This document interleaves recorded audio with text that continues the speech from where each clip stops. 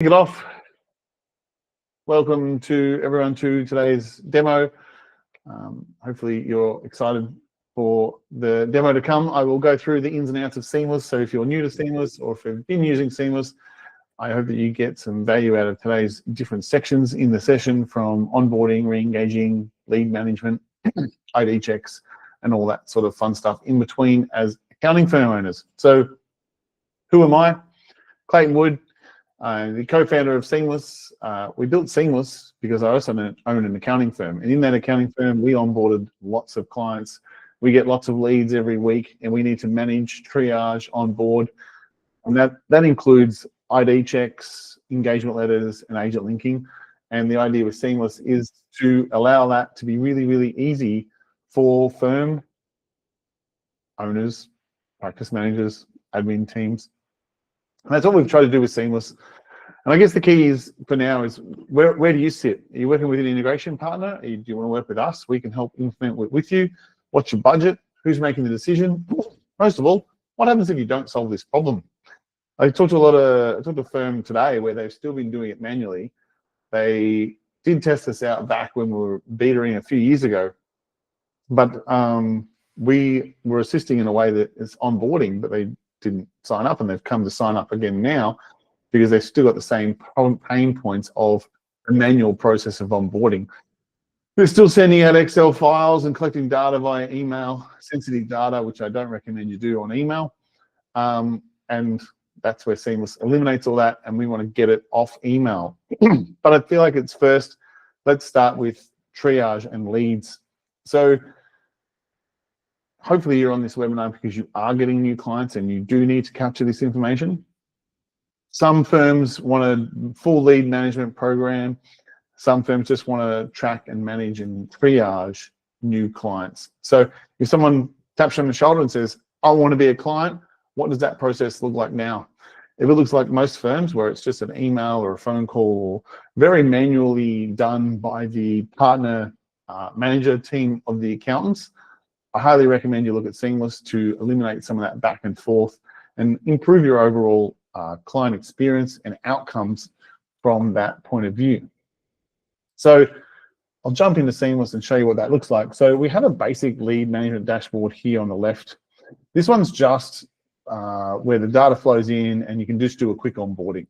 But the main lead dashboard is designed to allow the firm to triage the clients. So if we started from we just got a lead in person or over the phone, you could put their details in here. Where did you meet them? I met them at a networking event. And maybe you had enough of a discussion, like, oh, this sounds like a big client. We'll give them a value. You can have one or many categories. Maybe your firm has 5 different reasons for that. Whoops. Wasn't an online form. We met them at a lunch, and you can give them different tags, different reasons that you might want to manage those tags with. So that allows you to sort them and triage them later. And you might assign them to different partners and managers. So if you've got 4 or 5 different partners and managers, that would show up in the system. We'll add that lead to the system, and now they're on our lead dashboard. And this is where we can manage them. So this is a bit deeper with some firms that want to fully manage their leads. They want to triage them, they want to sort them and report on them, see how they're going. We offer various ways that you can show the leads on the dashboard by partner, manager, won, lost, or otherwise. You can also edit the lead and the content, view the information of what the lead's been and done. You can also log different actions. So it might be that we're going to call the client by Thursday. We're going to assign it to Clayton, and we'll give it a due date of a couple of weeks. We'll add that lead in there and that action point. You can also log emails and send them forms. And you might want them to fill out different forms along the way to tick certain boxes in your triage process. So that is a bit deeper way that some firms will manage leads. The difference is that I find a lot of firms don't have time to actually manage leads and triage and follow up. They don't have a sales department. It's usually us, the partners, managers, that are the sales department. We're making the calls, we're following them up. And most of that is just you just need a lead link. So the lead link's a super easy way to triage a client. So you can set up a lead link by having a name and a title. This is the title, the page that they will land on. You can have a description of what that page is about, because it's a link. This is the link that you're going to share with the client, or you can have it on your phone for just yourself. So if you had many different people, you can have a lead link just for Clayton Wood. You might have one for Bob, Tom, and Harry. And then when they fill out the lead link, they're going to fill out the lead form. You can have many different forms in here. So it could be an FBT form, a tax planning form, a form about their favorite footy team. It is your form to curate the way you want it. But the way I want you to view it is a triaging form. So the way I use it in my firm, they fill it out before they meet with me. And then we can triage them as to whether it's a great idea for them to meet with Clayton. Is it Anna? Is it Mish? Who is the ideal person that this person's suited to? What skill sets are they looking for? And who we're going to assign them to. And that lead triage form could be turnover, it could be sales, it could be software, it could be, are they looking for estate planning? Do they want advisory work? Are they looking for a new company structure? You could ask the questions in that form in order to triage them to the right position. More than anything, some firms will have their A-grade client, ideal client, and if you don't fit in that box, you don't get a meeting. So having that lead triage process allows them to see if they tick the boxes or see if they're full of red flags. Maybe they're an NDIS client, they've got back year's taxes and they owe the ATO a whole lot of money. So therefore, we want to lead triage them away from the business. And this is just an easy, streamlined way of doing that. And that's what I want people to understand. From this link at the bottom, you can have no link, or you can send them to a booking page. Maybe they download a white paper, watch a video, or just send them back to your website. But the idea is that we want them to land on the page, fill out a form, and say, thanks, we'll be in touch with you. Because when they fill out that link, we're going to get the data to make an informed decision as to whether they're a client. They're going to fill that out, they're going to end up on our lead list, and we're going to triage them moving forward. So from a smaller firm's point of view, like me, I don't have time to sit in here, ring, make phone calls, and follow up. I'm not a sales team, but this allows me to collect that data in the first touch point. So in my accounting firm, client lands on my webpage and they say, oh, I want to book a meeting with Clayton. I'm looking for a new accountant. Cool, this is exactly what I want to do. I want to book a proactive accounting meeting. Let's go. So they click on the button, and you can see here I'm on the Business Edge website. Click on the button. Now I'm on the Seamlss lead link page. So it's still Business Edge branded, telling them what to expect, what's going to happen in the next steps. They're going to fill out the form, give me the information, and then they're going to end up on my lead list. I can review the form, and then usually it's the admin team, and then they'll get decided from there. If they are not an ideal fit and you're not taking on every single person, someone can triage them away. This person can go down the street to somewhere else, or let's get on the phone and book a meeting ASAP with the managing partner. Once you triage them, from here, you can onboard them as a client. So you can start onboarding them from the lead management point of view, start adding entities and things like that, assigning them to the client. So that is managing and capturing leads and managing them in Seamlss. You can pull all of the leads out from the data center as well if you want to. But overall, what I want you to see is that we're going to capture the data and then do something with it. Now, we have an abundance of forms, but in this case, the lead management form, this is the form here. So it's a new client form that they fill out. It tells me about their trading name, their business type, what software they're using, are they GST registered? And then further on, employees, turnover, things like that. I ask a lot of questions in my form. You can delete some of these out if it's too much, because at the end of the day, you probably might not care about their hopes and dreams and biggest challenges. You just want to know if they fit some of those red or green flags within your business in order to progress through to the next stage with yourself. So that is leads and capturing and the forms to utilize. With the form, like I said, you can cut it up, edit it, make it yours, make it suit your firm, and that process for yourself.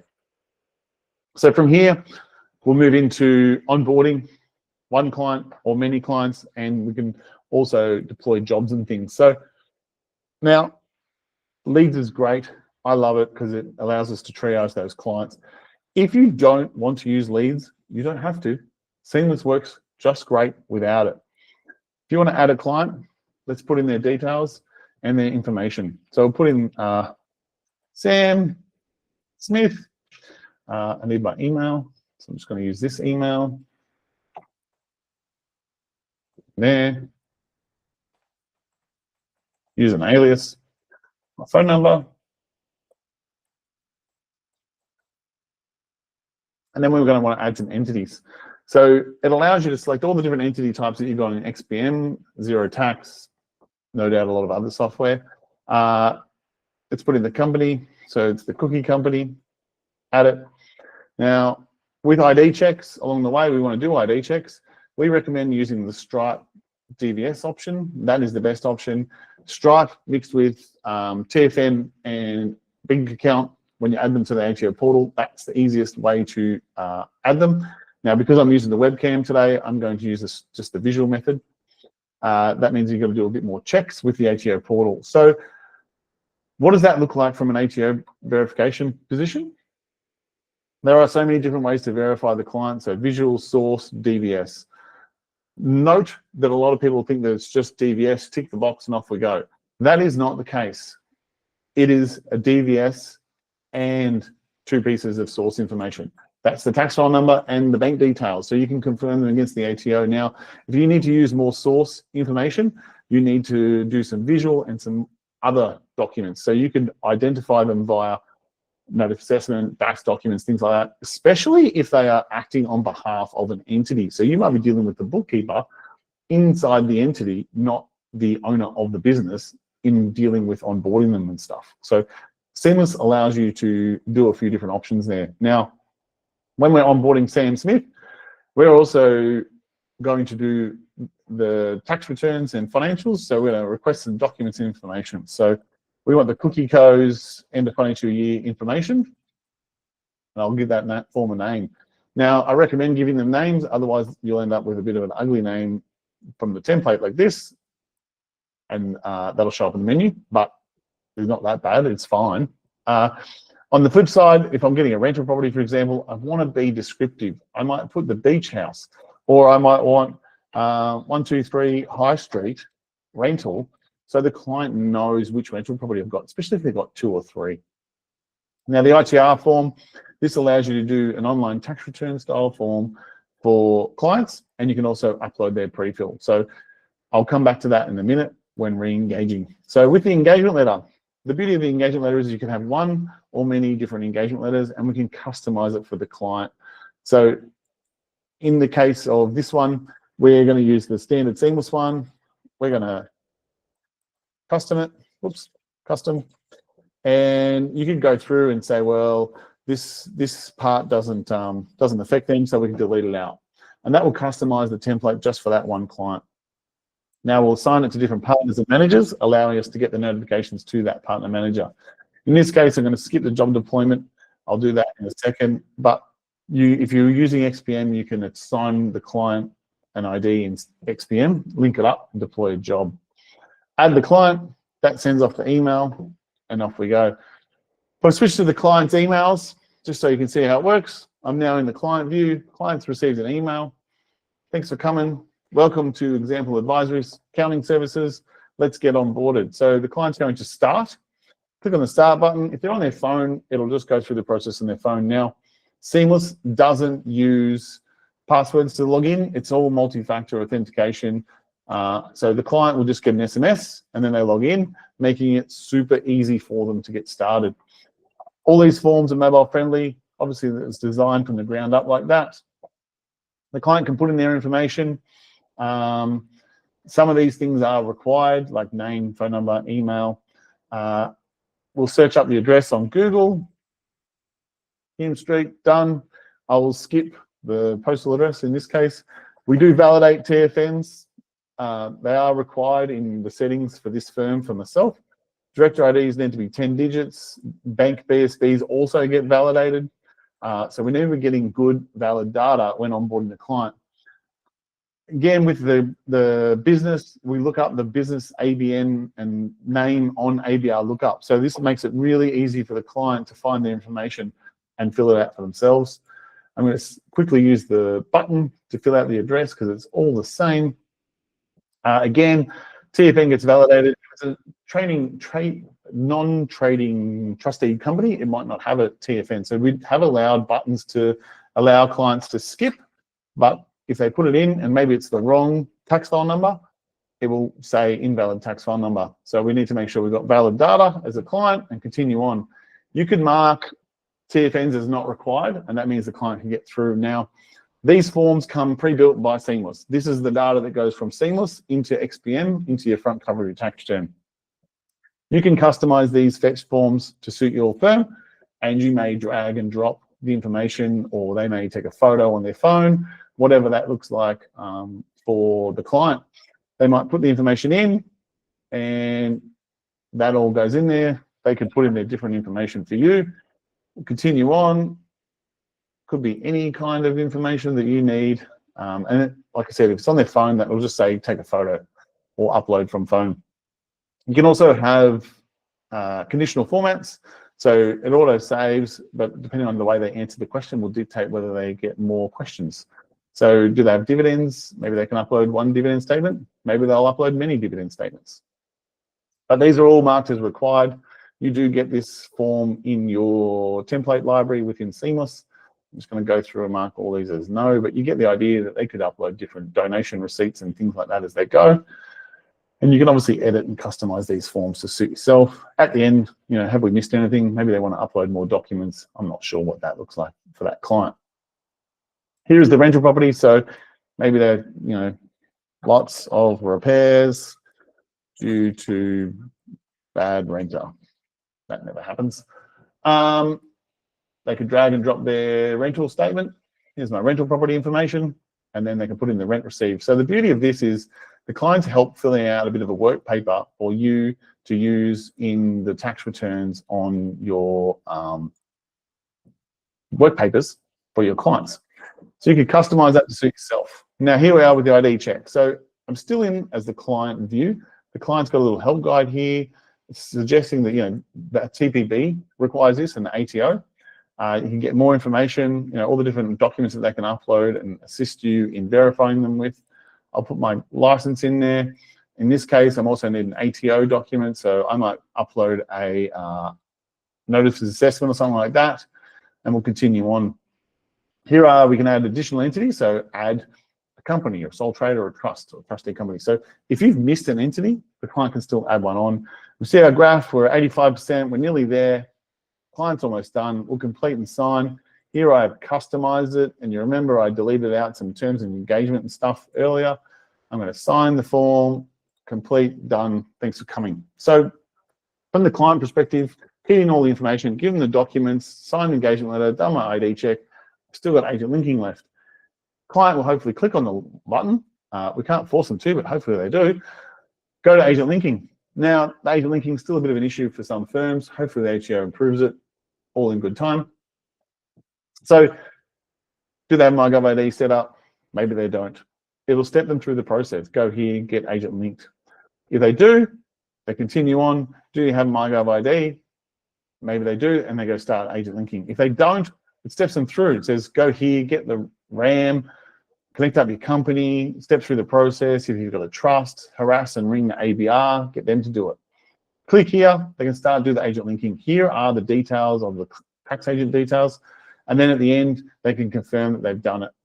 So once they click on that, that sends the admin team an email and says, Clayton's done his agent linking. So Sam Smith in this case, go and add him to the portal. So now we've got a notification that says go and add Clayton to the portal. So I will just log out of here because I'm going to use this in a second. Done as a client for a minute.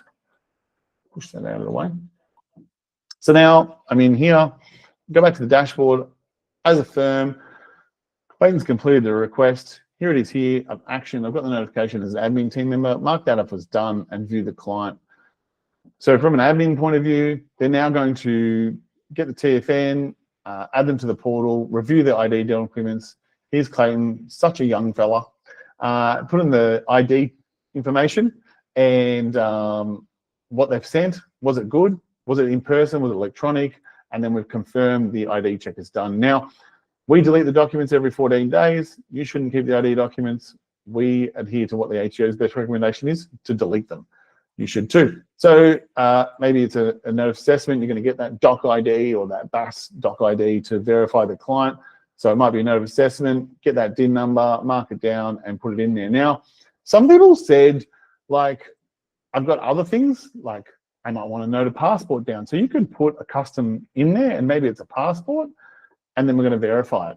And that's still going to log those unique items that sometimes you're going to get from overseas clients and stuff to assist in verifying them. Now, if you did get a client, you're like, something's still a bit off here. Seamlss has the ability to do other methods. So you can do DVS or you can ask for more documents. So it might be like, this person seems a bit dodgy, something's a bit off. I've only dealt with them online.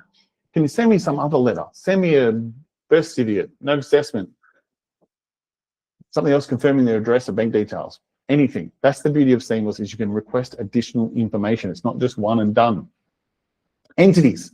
Clayton lied. He didn't do his agent linking. I'm going to mark that up and then I'm going to send him a reminder. So it sends through the reminder, and then when he gets the reminder, he clicks on the links, it takes him straight to agent linking. What does this mean? Feedback loop. Either he's done the agent linking or we can send him a reminder. Either way, we're going to get that information. Now, all the forms, the files, and all that information, we've got all the information there. We can download them. We can download them as a zip file, or if we're using a document management solution, it can flow into the document management solution. Here's all the answers and the information, all the documents and the engagement letters and things like that. And then notes, history. So the history tells you what you've sent, who did what, where, when, and you can obviously also delete the client if you wanted to. Now, from an admin point of view, I've gone through the lot, but realistically, what they'll be doing is going, I've got a notification, I'm going to do the ID check, add Clayton to the portal, and then I'm going to push him to XPM. So it's going to try and match on different items. So it could be tax file number, it could be address, it could be, this is a new individual. And then we just sync them. So the problem with this individual is the tax file number won't work because I've used it several times as a demo TFN. I'm just going to delete that out. I'm going to go OK, and then I'm going to sync it.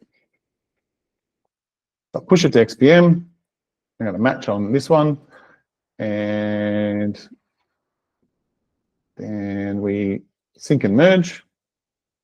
Touch wood, it works. View in XPM. It did say Clayton Wood before as my trial person. Now it's matched up. There we go. Now it's saying Sam Smith. And the company is the same, so we can match on ACNs and ABNs. Now this is what's in Seamlss and this is what's in XPM. You might sit there and go, this is not the same entity. This is a new entity. The idea with this process of syncing to XPM is that we want to keep XPM as a single source of truth. If the clients put in junky data, we don't want that proliferating our XPM because it will then proliferate throughout our other ecosystem of apps that are connected to Xero Practice Manager. So what's in Seamlss? What's in XPM? Admin team can verify, sync it, jobs done. That is onboarding the clients from start to finish. So we can convert from a lead to a client, we can do the ID check, document collection, engagement letter, and we can also deploy a job.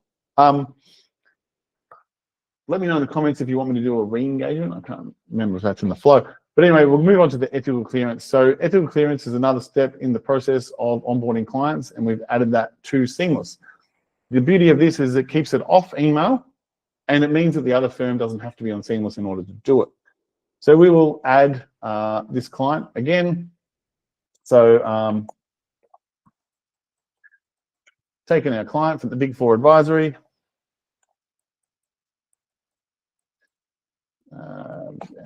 at example.com.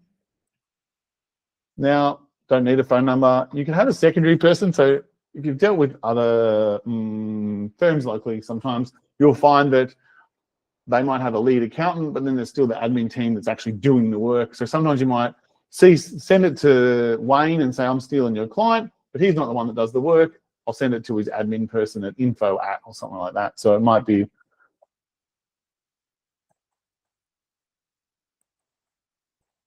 done. Who is the client we're taking? So we'll just do, what was the person? Sam Smith. Sam Smith, we're taking Sam Smith. Next, we'll put in their entities. So we'll put in Sam Smith as the individual. add another entity. Now, TFNs are a bugbear with onboarding clients because you don't always have them. So ethical clearance allows you to get around that in a sense. You can make them as not required in Seamlss, so the client can skip through it, and then you can ask the other accountant to give it to you. Because let's face it, generally the client, everything's redacted now, so they can't see their TFNs. If you said, "Oh, go and get it," they have to ring the previous accountant, and if they don't like their previous accountant, they might not get it. So put in the cookie code here, and you can have one or many entities. If they're a big group, keep asking. So next, we want to email it off. Put it up here. Just going to bring up I need my ethical clearance letter. So here is my ethical clearance letter. So the one that I've signed is the firm owner. I can put in additional messages and things I want as well. I'll send that request off. I'll switch back to the firm view. So now I'm in the other firm's emails, and we'll go through the process of what it looks like for them. So, oh, I didn't put the right email in, did I? Winning. It's supposed to be this email. Let's come back here. Let's edit the request. Big 4 bananas. Next, update. And we can also send a reminder if we want. Hello. It's not like a firm would ignore the request. We'll send that request off, close that, come back to my emails. Here it is. Cool. So we've got the ethical clearance from the other firm saying, you know, we're taking Sam Smith, view the request. So if I was the other firm, it's all going to get MFA'd over email. Come back here. There's my reminder. There's the code. Copy, paste, enter. So now the firm can view it. They can view the ethical clearance, saying, "Oh, we're taking your clients," and then they can start entering the information. So we're asking for the TFN. Put that in. What was the reason? It's been declined because old mate owes us money. So maybe the other firm will upload the overdue invoice. This guy doesn't pay on time at all. They send you a message. The other one could be the same, waiting on payment. If maybe you've forgotten any entity, or the client did, because, you know, it happens. They forget about that dormant, weird bucket company they've got. So they could add an additional entity as well. I'm going to save that response. I'll go back to the firm view in here. So you can see if I refresh the screen, we've got it pending. So now the ethical clearance is pending. What do? It's requesting an invoice. Here's the overdue invoice. Oh, Sam, you've got to go pay their bill, mate. We're not going to get the money if you don't know how to pay. So it's giving you some direction around what's happening, but it's keeping it all off email. And you can see where it's up to. So if I go back to the firm view, I've hitting that TFN there and saved it. If I close that, go back, and I click on the original one, log back in, it's going to make me log in again. So if the firm tries to share this around inside the firm, they have to log in. Now, the reason why we do this, and I'm showing you this, is because we are masking the TFN. So if one person puts the TFN in, the next person that logs in from the other firm won't see the tax file number or be able to change it. So now we're going to approve it, approve this one, and we're going to upload a whole bunch of documents. Here's a whole bunch of information. Client's leaving us. Here you go. Good luck. Your problem now. So now we have got the information from the other firm. They are not happy, but it's okay. We are awesome, and we will sort that client out. It's been completed. Sam Smith is now able to be ethical cleared. Here is the TFN from the previous firm. Here are all the documents, financial statements, and trust and company, and all that fun stuff that we need to deal with our fun-loving clients. You can also see the original request when you sent it and whatnot in the emails. That is the ethical clearance module. We've got a few more updates and upgrades planned and incoming. If you've got feedback, please send it through. We've had a couple of firms send through some really good feedback that have improved it. One example is the secondary contact person. things like that. That is ethical clearance, gathering the data, completing the process. Now, smart links. I love smart links. They are super handy. One of my favorite ones is the FBT smart link. So if we click on clients and then we go to the smart links allow you to do anything with clients using automations or with a link. So you can either use it via Zapier or via email or via SMS or anything. So if you click on this little help guide here, I step through the process of smart links. There's a video of me talking about it, how you set up the actions, things to include, and then make it shareable. It's a link. You can make a QR code. You can embed it on your website. You can have it as a campaign, SMS, proposal tools, social media, client portals. You can put it anywhere. It's a link. Now, this little number is what you utilize in Zapier if you want to have a Zap. So where would you use it for Zapier? You can put it in Calendly. So when the client books in, you could send them a link to automatically start onboarding. You could book in for Calendly and then they get a link to fill out a meeting form. So maybe they're booking in for a tax planning session. So you could either include the tax planning in the email or whatever it is that you're doing. Ask them to do something.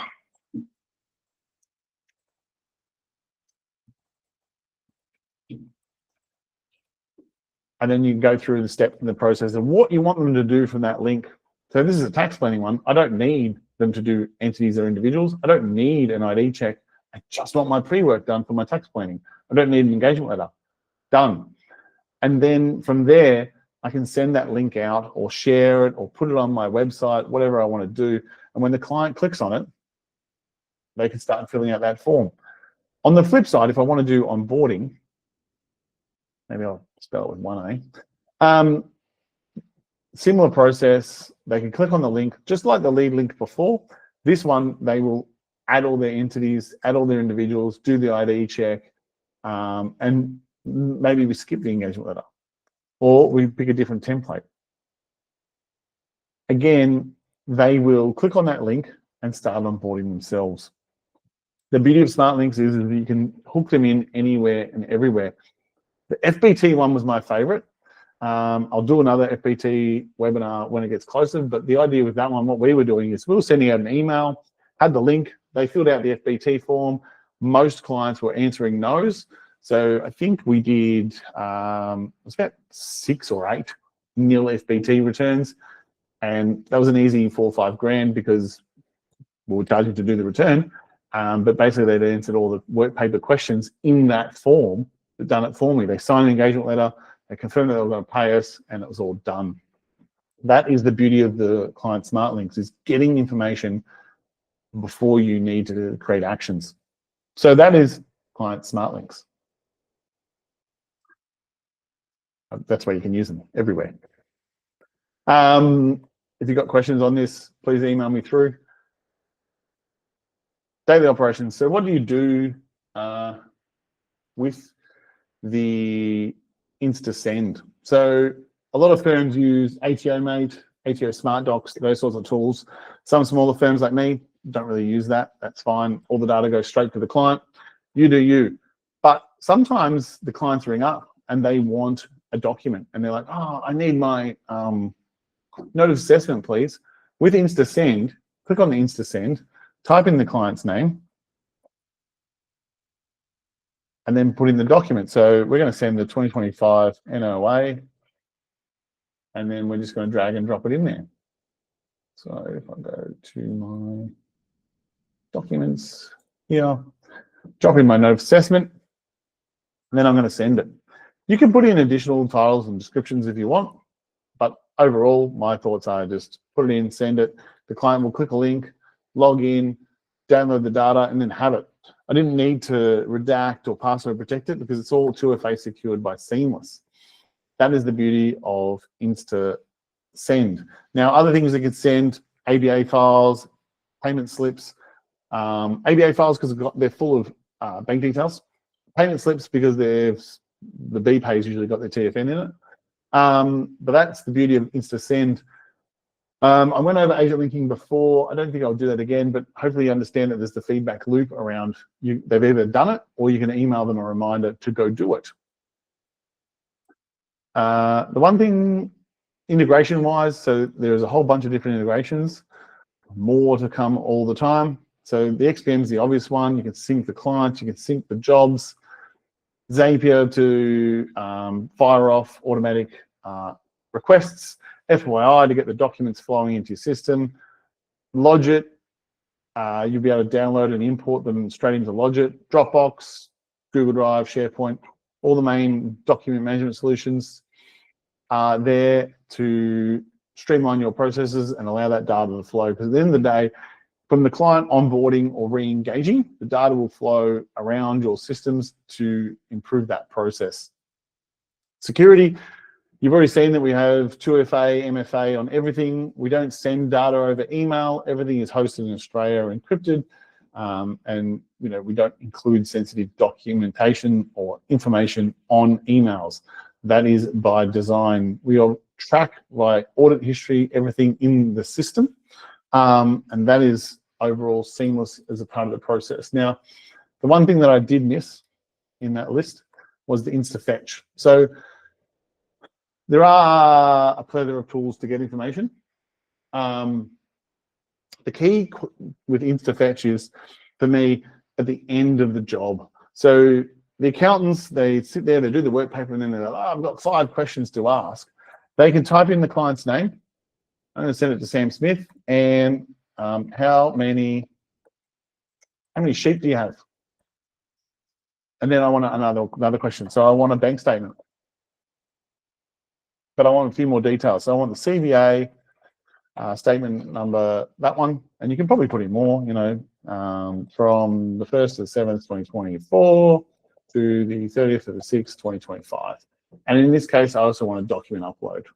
So the idea with the InstaFetch is that we want those quick questions at the end of the work paper just to copy, paste. It's unlikely you're going to type them in. The accountant should have already put them in the work paper because these are the questions we're asking. And then we want to send off that fetch. The client can log in, answer them. They're all marked as required, so they can't complete it until it's done. From here, the admin team will be able to follow up and email the client to get the answers, and it's keeping it out of the client, out of the accountant's inbox, and it's into the control of the admin team. So when the client's answers come back, boom, job can get started. If someone's away on holidays, the job can continue on, because at the end of the day, things happen, life happens, and if it's in someone's inbox, it's not being managed. So at least if it's on the Seamlss dashboard, someone can manage it. Okay, so what does this situation look like? $600. $600 a year is all it costs for 1,200 requests. Now, one request could be the Clayton and his 5 entities in the engagement letter, or it's $60 a month for 100 requests. So per request, a lot of people ask, what's a request look like? So one request could be an InstaSend or an InstaFetch, or it could be a full onboarding or full re-engagement. If you want help implementing Seamlss or training, jump on our website. Obviously, we can help you out with that, from implementing templates or training the team how to use it, just getting started from onboarding clients. Now, from the fence, let us know. I believe there's a bunch of questions in here. Thanks, Wayne. I'll come back to the top. Come back over here. I've answered most of them. Thanks, Wayne. Can you edit the ITR forms? The ITR form that I built out before, so all these forms and templates, you can edit them. So you can add them to the system, you can duplicate them, build them out, do what you need to do, make them yours, give them different titles, give them different descriptions, but there's a base there for you to utilize. The ITR online tax return form, I can do a demo of that in a second. The standard ITR form of settings on and off. Yep, Daniel's answered that. So the settings for the ITR form, where you upload the pre-fill, are in general. So here are the front cover form settings, where like all of the settings for the front cover of a tax return. The ITR tool questions here. So when someone goes through the ITR tool, you can disable certain questions if you don't want them to answer it. So you might turn off salary and wages, or you might give it a different description because you don't like the description we've got. Same with motor vehicle. You can have a different description, or you can hide them. Make it as simple or as complete as you like. Now, the fee from refund, you might turn that off because you don't offer it. But the substantiation declaration, I think that's a really good one, where someone's saying that they've got all the documents. You can edit that to suit yourself. And you can also disable Stripe if you don't want to use Stripe. You can turn that off. That suits you as well. The ITR form, this is what it looks like. So the client will go in, they can look up their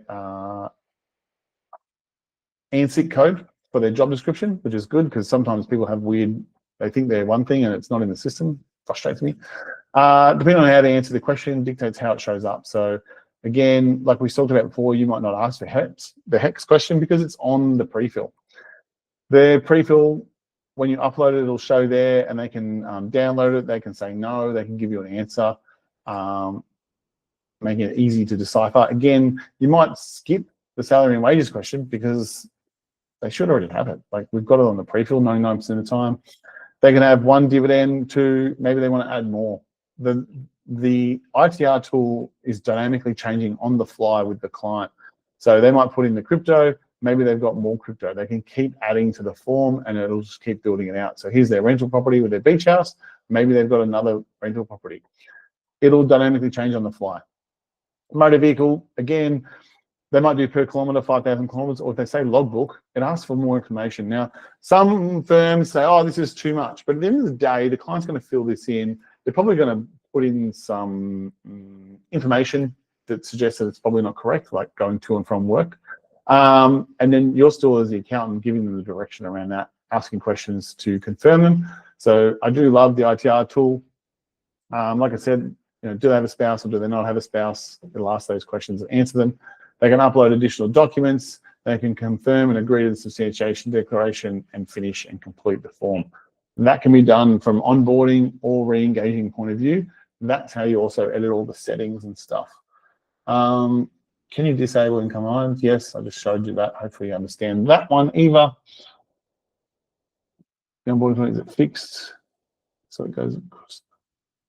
Yes, it's fixed. So all of these entity forms are fixed forms because that's the data that flows into XPM.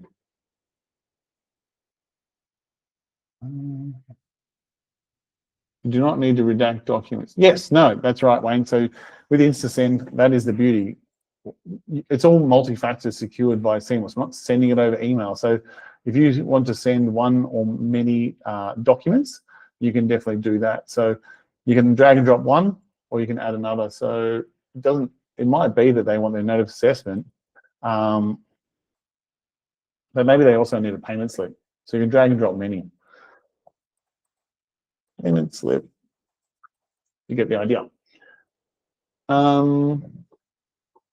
Secondary contact clearances, multiple contacts for regular client requests are coming soon. Oh, that was Daniel. Bloody roadmap. Love the roadmap, Wayne. How do you keep track of where onboarding process is at? Is there something that shows you where items are still pending? So yes, it is on the follow-up dashboard here. You can also go into the client and view their progress throughout here. We do have a big update coming where there'll be new dashboards and new tracking, including the percentage of the way that they are through it. So you noticed before there was a little menu bar on the left where it said how far I was through. That will be coming to the new dashboards very, very soon. But you can view the pending items in here. When you can ask Daniel that one. It's not very far away, but yeah, I've been saying that for a while, Wayne. Sorry. It's very, very close. So yeah, contacts is coming. That is our big change. And then a bit more. Is there a client portal? This is the client portal. So when I switched across here, this is the client area, Eva. So they can come in here, they can download their different documents and files. They can send you documents as well. It's kind of like the reverse of InstaSend. So if they had something to send, they could just send it to you there. but all their requests and documents and information are in here that they have completed. So that's effectively the client portal. But from my perspective, not many clients just log into Seamlss randomly. Usually it's because I've sent them a thing that I want them to action, whether it's a form, an onboarding form, data collection, InstaFetch, something like that. Something where we need some data in order to perform some actions within the firm and bill the client some more money. I will, I think I'm finished there. Thanks. So if you've got questions, keep them coming. The next webinar will be around AML. We have a new AML dashboard coming to assist accounting firms and bookkeeping firms to implement and roll out AML in their firm. This is really important because, again, a lot of confusing messages around AML. I'm getting an AML expert to join me live on the webinar so we can poke and prod her for all of the answers to the questions. She's implemented AML at Big Four mid-tier banks, so rolling that out. So I'm really excited to roll that one out.